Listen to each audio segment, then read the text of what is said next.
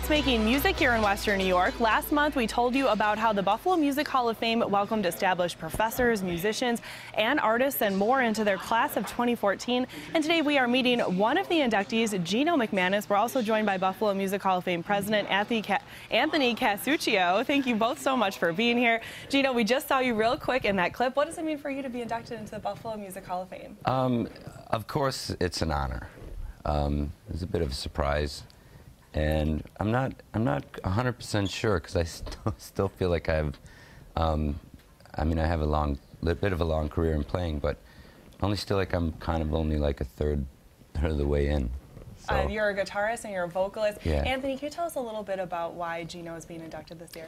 Well, I mean, he's been a staple in the Buffalo music scene forever. And we'll just say you started really young and you have a long way to go. You know, it's all good. It doesn't mean it's over. It doesn't mean it's over. It just means that he's done a lot of things that and contributed to the community, as well as done these amazing musical things in Buffalo and beyond, which he'll tell you a little bit about. And he deserves to be honored. I particularly want to know about this. You are big in Japan. When you tell people that, you're not making it up. No, I'm just tall. Why do you have such a following in Japan? Well, what I did was I was a member of a band called Animal Planet, and we did a number of like USO Department of Defense tours. And I'm a nightlife person, so I wanted to go out, and I started jamming with these bands in Okinawa and made some friends there. And friends happened to be mainland Tokyo people, so fast forward a few years later, they're like, hey, why don't you come to Japan and play? And so they hooked it up, and it was kind of a success. So for the last 7 years, been going. What's the longest length of time you've ever spent there? Almost a month. And what's it like to live there for that long? Did you ever see the movie Lost in Translation? Yeah, I have. Very similar. It actually is a lot like yeah. that. The jet lag is pretty crazy, and you're just kind of like in vapor trails for a few weeks. But it's pretty wild. I've always had really good people handling me. And that's the life of a musician. Yeah. Why did you know that you wanted to be a musician that traveled the world? Probably at 10.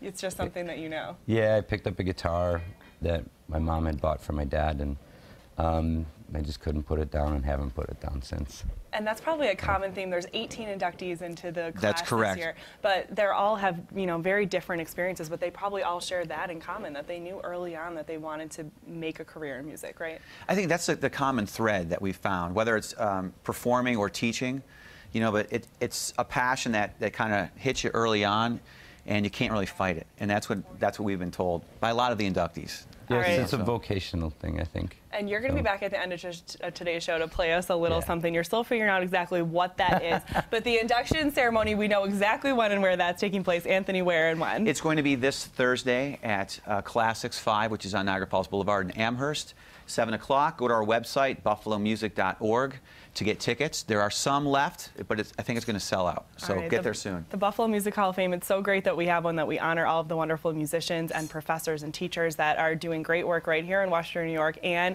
beyond. You'll be back at the end of today's show, Geno. We appreciate it. We're going to toss things out to our new meteorologist this morning for a look at the weather. Hey.